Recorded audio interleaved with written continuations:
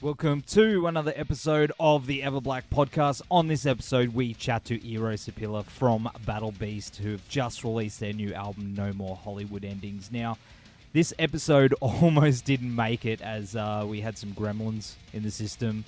So forgive the quality, it's a little bit scratchy, but Eero had heaps to say about the writing of the record and the pressure of trying to top the success of, the previous ones. Noura's amazing vocal. She sounds brutal on this album, and just heaps more. Now, Battle Beast No More Hollywood Endings is out now through Nuclear Blast. Go get it, grab a beer, turn it up. It's just a real solid album, and I think it's going to be probably in my top 10 at the end of the year, but I guess we'll see. Before we go into this episode, we do have to mention that it is brought to you by our good friends at Blacklight Art and Design, who are our go-to for all our screen printing needs. They've done all our shirts, hats, and patches for EVERBLACK Media, and they've got such a quick turnaround. I highly recommend checking them out. Big shout out to Karen and Buzz. Love your work, boys. Check them out at www.blacklightad.com.au.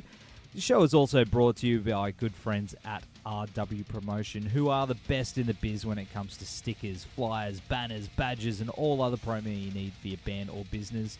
Go to www.rwpromotion.com.au.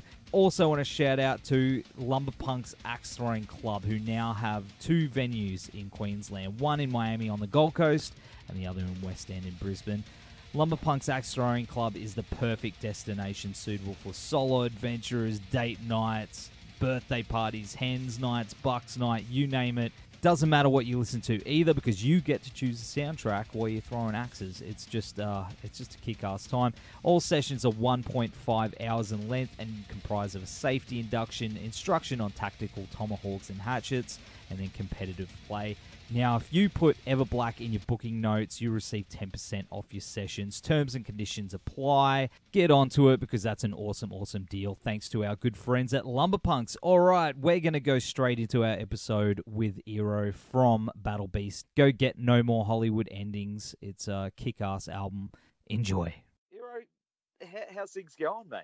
I mean, everything's pitchy. I mean, right now we're really looking forward to getting the new album out and hitting the road. We're spending a lot of time in the rehearsal space getting the songs together for a live show, and yeah, lots of things on the plate, doing interviews, playing songs. I mean, it's like, it's not really the calm before the storm, but it's like it's a moment that's going to lead to the waiting for the big wheels to start rolling with the new record. You know, the epic new Battle Beast album, No More Hollywood Endings, that comes out on March 22nd, and it's album number 5 for you guys. Do you have a ritual before each album or release? I mean, do you get together as a band and celebrate? Try to think here. I can't actually remember, because a lot of the times we're actually busy doing something else when the album actually comes out, but and also, on the other hand, there's so much partying in this business of rock and roll. So I don't know. There's no, to answer your question, there's no specific ritual, no. Well, we're probably going to get drunk at some point. That's the important part, right? Yeah. Yeah. Well, what's the story behind the album title? Yeah, well, actually, we first had pretty much everything else done. We had the songs and we had the album cover art even, and then it was Janne's idea giving the album such a title, and yeah, I think it took a bit of getting used to for every one of us. I mean, for now I think it's a great title, but initially I thought it's like, is that a bit weird for a metal album? But I suppose it's supposed to be a bit weird to get the people talking, and everybody can make the different assumptions on what does this album title mean. And personally, to me it feels like it's about not accepting other people's choices and not taking the easy road, but kind of being master of your own future. So yeah, I think it's a good title. Absolutely, man, because the overall theme seems to be about hope and empowerment, but there's a couple of bits on there, a couple of songs, a couple of moments that seem to be a bit more personal, especially lyrically in songs like I Wish. Was that something that was discussed? Did Noura come to you and say, hey guys, there's a couple of songs on here that are quite personal?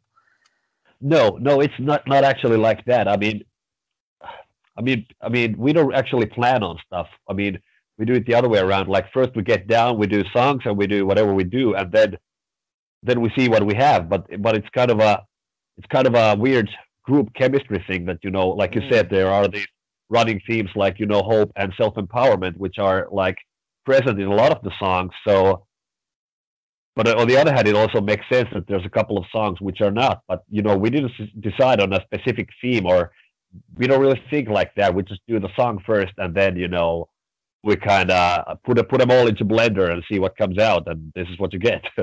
Another thing about it is the flow of the album too. It's quite a bit of a journey. It starts off, it's quite symphonic, and it's got all those big sounds, and then it goes like it's got a bit of an 80s vibe to it, and then it swings back towards the end into like the big symphonic. Was that something that was planned? No, again, it wasn't planned, but when we had the songs, decided, then of course you have to think about stuff like that. You can't put the slow song first or whatever. So, and also it wouldn't have made sense because there's just songs like Endless Summer, which is basically like 70s hard rock, and then there's Golden Horde, which is pretty modern and one of the fastest and heaviest songs we've ever done. So it wouldn't actually make sense to put those like next to each other. So we kind of wanted to have the flow of having those separate moves, like first the kind of an operatic start, then the 80s rocking middle part, and then the kind of swaying into that I don't know, more into the power metal territory, and in a way kind of going back to the symphonic stuff with the last song. So yeah, I mean it was, I mean, we didn't plan on it, but once some choice had to be done, then that's the approach we went for. It definitely works, man. And that track you mentioned, the Golden Horde, that's one of my favorites. Cool. I was it's blasting actually... that today. Nice to hear. It's. I mean, we've been practicing somewhat in the studio, and it's a real killer to play. And I mean, it's hard, but it's also like for a bass player like me, it's fun to play fast. So it's very fun. In saying that, though, I mean, you're so many albums in, to your career. It must be getting difficult for you guys to come up with set lists now because, you've got all the classic songs and then the new ones as well that fit in with those. Like, how does that work? How do you nail that perfect set list now? It is a hard process. And actually, to be honest, we haven't decided on what the set list going to be like for the next tour. I mean, yeah, we're going to definitely play, I would say, at least 6 songs of the new record. But other than that, I don't even know because, I mean, if you play 90 minutes per night, which we do, then there's just so many songs you can play, and it gets even worse because like not all the shows we're gonna do is gonna be it's not gonna be a full Battle Beast experience. I mean, we don't. If we play a festival, it might be just that we just play like 45 minutes, and then it's very hard. But it's just something I think you have to go with intuition, and I mean, if you start thinking about, I mean, if you think it the other way around, like if you start thinking about like, oh, we can't leave that song out, or we can't leave that song out, but instead you need to take the approach of like, we want to play this song and we want to play that song, and just kind of not think about, I mean, what you're leaving outside, but more think about like which songs would make a good set together when played after each other. Does that cause a bit of conflict? Because everyone's in the band, I'm sure, have got their own favorites. There's fisticuffs, no punch-ons. No, I mean, conflict is perhaps a bit of a strong word, but it's. I mean, yeah, it is something we need to discuss like every now and then, and not everybody sees things the same way. So I mean, that's natural. That's what it is when you're in a band, and everybody has their own ideas. Otherwise, it would be pretty sad. But no black eyes as a result. No, nothing that. No. Did you find that, there was a bit of pressure going into this album, considering, the success of, Bringer of Pain, and, that was number one album. The album before that was number one. Did you feel that going into this album? Well, yes and no. I mean, for us, it doesn't really make sense to start thinking about like, how high are we going to chart or anything like that, or how much is this going to sell. But, I mean, there's definitely always this pressure of kind of overdoing yourself. Like, we need to make. I mean, last album was good, but this one's gonna be even better. So, I mean, it has to be like that because otherwise you get lazy, and then you start making bad albums. So you always gotta have to try to top yourself. So yeah, that's a sort of pressure you always have. And you know what? I loved the last album, but I do think you guys have topped yourselves this time. Well, I'm really glad to hear that. I must say I agree because I also like the last album, and to me it feels like the musical ideas we had on Bringer of Pain, they are in some way more evolved this time around. Like everything, we went further down with all those musical approaches and all those ideas. So it's just more of everything. Absolutely. And Noura's voice on this album, man, holy shit. Yeah. She's just on fire. I mean, it's also something we've been concentrating more and more on like putting the focus on Nora's vocals, because to be honest, that is the thing in every song any band in the world does. Like, how is the vocal line and how is the singer? Mm-hmm. I mean, for a musician, if you're a guitar player, if you're a bass player, it's easy to get down to like, oh yeah, check out this cool riff. We gotta put this super high in the mix, but yeah, that's not good for the audience, and that's not good for the song. So so we basically nowadays we put a lot of focus on like deciding on which key suits the best for Nora's voice and what allows her to like, I don't know how to put it. Like we have to think to put the songs in correct keys in order for her to like be kind of more loose. Mate, just all of you, just firing on all cylinders. It's just amazing, mate. It's just, I think you guys have. That's why I think I kicked off with the question of how you're going to celebrate, because I think you have got something to celebrate with this album, most definitely. And you said we're just going to get drunk like normal, but I think if you get a chance, take your time, take a moment aside and high five, because you've all done such a fantastic job. Thank you very much. Well, I was going to say to you, of course, as a musician myself, I always dream about touring the world and doing what you're doing. But when it comes to touring, say, the States compared to Europe, what's the biggest challenges in doing that?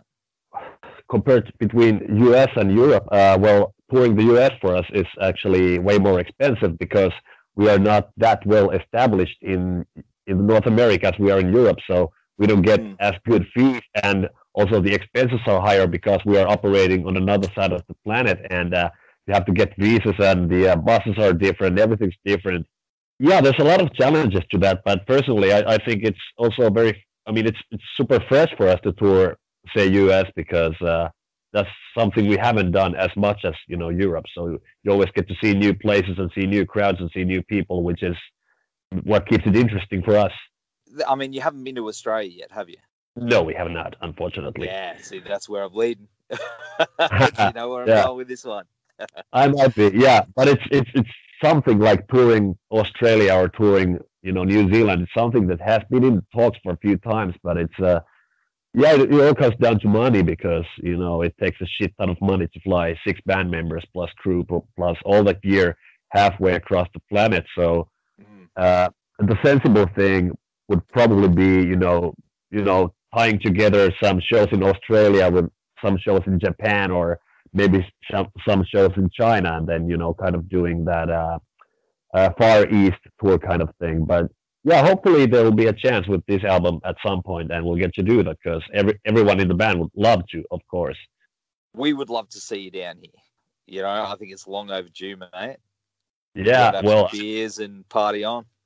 Oh yeah, right now I'm looking outside at like, I don't know, 4 feet of snow. So yeah, Australia sounds pretty good. Well, I'm sitting in my car sweating my ass off. Okay. Well, yeah. Complete contrast. But the beaches and drinks and that sort of stuff, that could work. I think so, mate. I think so. Yeah. If you got the choice out of the two, yeah. For sure. Well, mate, thanks again for taking the time to chat to us. Of course, the album comes out on March 22nd through Nuclear Blast. All the best to you and the rest of the guys in the band. And fingers crossed we're going to see you soon, mate. Absolutely. Thank you so much.